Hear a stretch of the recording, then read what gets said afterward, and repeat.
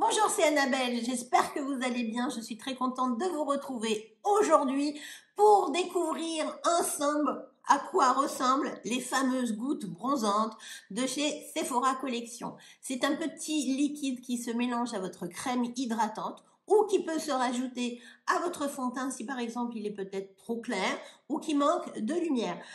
Aujourd'hui, je vais le tester avec ma crème hydratante, mais pas que. C'est un produit de 80 à 97% d'ingrédients d'origine naturelle. C'est un produit qui se démaquille, ça n'est pas un auto-bronzant, même si c'est des gouttes bronzantes. Ne mélangeons pas tout, c'est bien spécifié sur le site de Sephora.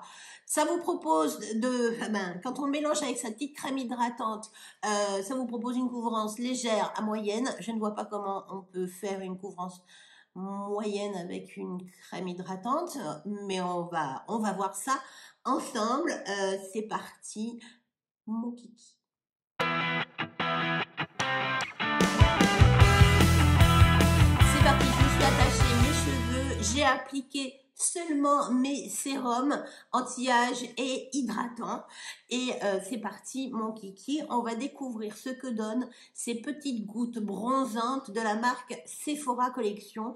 C'est à mélanger avec votre crème hydratante. Après, rien ne vous interdit d'appliquer votre fond de teint, mais ce produit va vous donner un hâle naturel. Et logiquement, apparemment, plus on l'utilise, plus on a une belle peau. Donc, c'est magnifique. Je vais faire un côté avec ma crème La Roche-Posay, la Yalu B5. Et puis, de l'autre côté, eh bien, écoutez, je ferai le même mélange, mais avec ma petite base de chez Essence. Parce que c'est bien d'appliquer un hâle, mais ça se démaquille comme un produit de teint normal. Donc ma crème, elle n'est pas faite pour enfin, je sais pas, il y a pas de fixateur, il y a rien quoi. Donc je vais essayer également d'appliquer ces gouttes avec ma petite base de chez Essence. C'est parti mon kiki. J'ai prévu 2 petites coupelles pour faire mon mélange. Alors je vais en mettre généreusement, hein. Yalu B5, Vichy, ma crème hydratante quotidienne. J'arrive au bout, comme vous pouvez constater. Alors, je vais en mettre un petit peu plus pour être sûre de ne pas en manquer. J'ai quelques appréhensions. Le petit fluide bronzant, voilà. Alors, je ne sais pas les quantités, on va voir. On va en mettre... Bon, voilà, voilà ce que je vais mettre. Je vais prendre le dos d'un pinceau et je vais faire mon mélange. Et on va bien voir. J'ai quand même quelques appréhensions parce qu'en swatch sur la main, c'est quand même un produit très, très, très, très lumineux. Voilà. Ma mixture est faite. Donc, c'est quand même super foncé. Après, voilà. Il faut tester. Allez, c'est parti. Je vais l'appliquer un petit peu sur mon doigt. Je vais en mettre...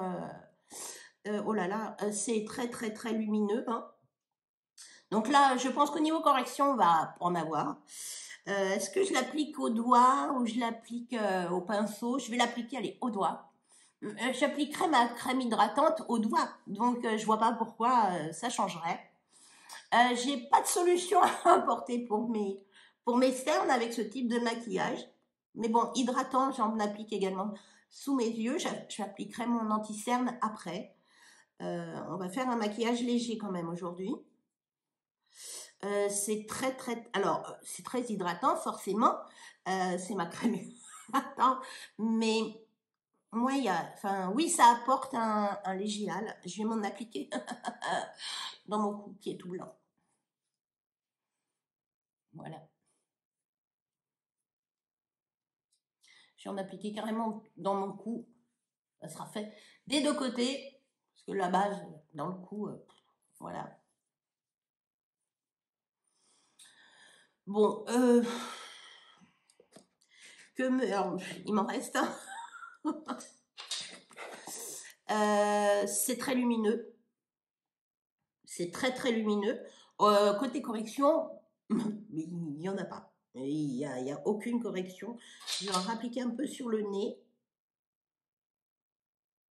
Les ailes du nez un peu. Peut-être que ça va un peu fondre les rougeurs.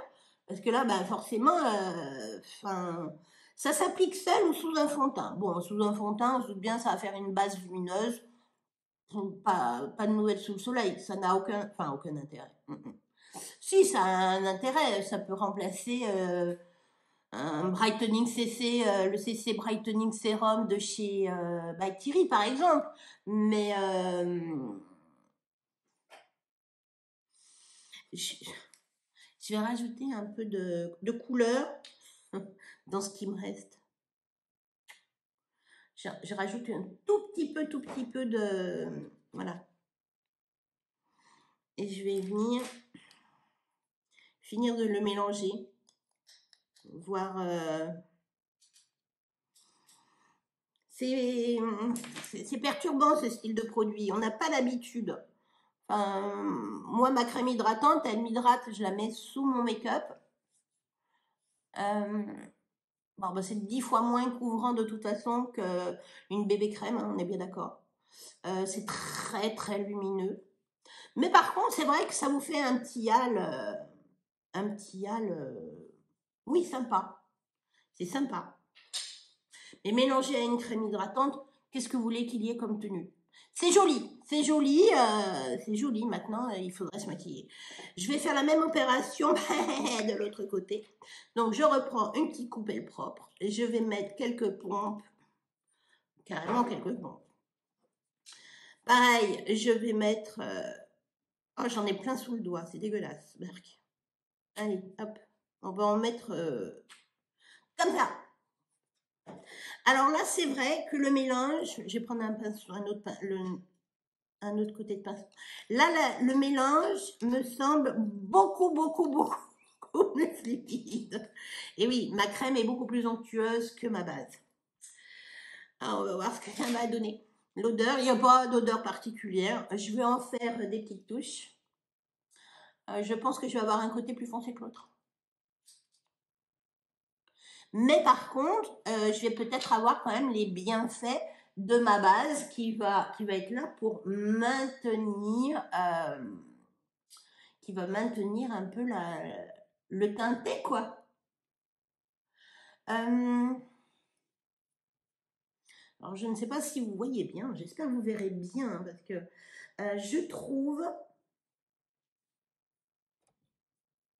que ça s'applique mieux avec un produit plus fluide. La base, ça a été beaucoup plus agréable à appliquer. Ça me fait bizarre, j'ai l'impression d'être plus foncée d'un côté que de l'autre, mais bon. Peut-être bien un petit peu. Ouais. Alors, je serais tentée de vous dire, vous restez chez vous, vous voulez avoir un petit aller sur le visage, why not? Moi, pour l'instant, je ne me vois pas partir comme ça. Ça pénètre. Alors, ma crème hydratante, mais non, ça commence à devenir moins collant. Je suis très très collante. Bon, là, c'est la base, donc forcément, je viens bien flouter dans les racines.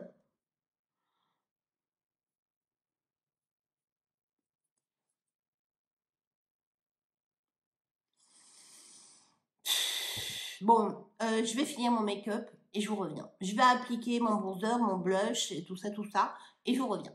J'ai terminé mon make-up.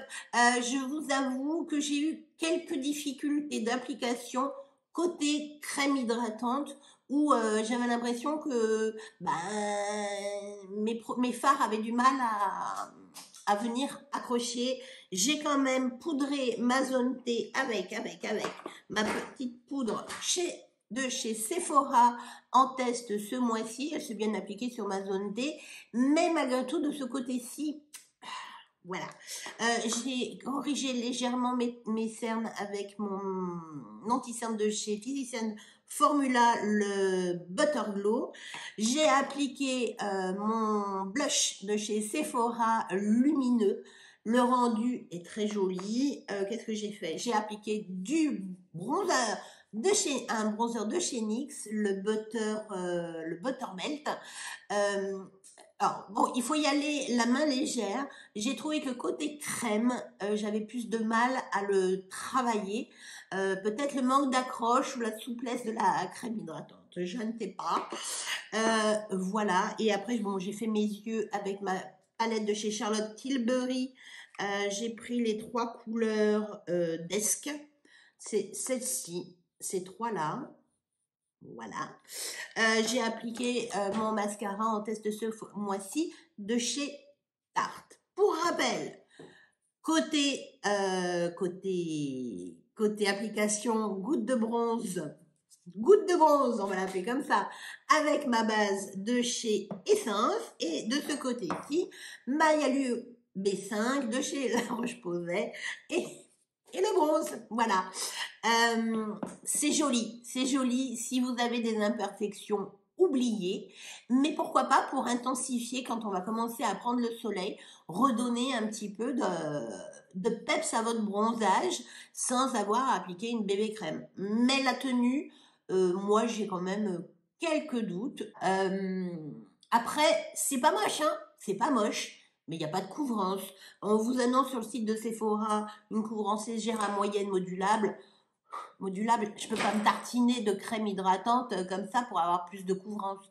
Ça ne devient pas un fond de teint. Par contre, je pense que pour donner un lumineux, une lumière supplémentaire à votre fond de teint, ça peut être bien.